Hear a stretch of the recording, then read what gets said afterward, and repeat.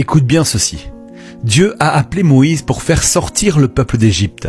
Mais avant que Moïse puisse sortir le peuple d'Égypte, Dieu devait d'abord sortir l'Égypte du cœur de Moïse. Car tu ne peux conduire personne vers le chemin de la liberté si toi-même tu es encore captif. Dieu a travaillé Moïse, il a arraché l'Égypte de son cœur. Et seulement après il a levé Moïse pour faire sortir le peuple. Le problème de Dieu n'a jamais été de sortir le peuple d'Égypte. Le vrai problème de Dieu, c'était de faire sortir l'Égypte du cœur du peuple. Mais écoute bien ceci, quelque chose qui est encore bien plus frappant.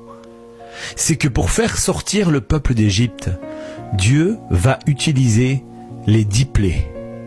Mais pour arracher l'Égypte qui vivait à l'intérieur du peuple, Dieu va utiliser les 10 commandements. Et maintenant écoute-moi bien, la sortie d'Égypte c'est l'histoire de ton salut. Mais sortir l'Égypte de ton cœur, c'est l'histoire de ta transformation. Tu peux être sauvé et encore penser et continuer à agir comme si tu étais en Égypte.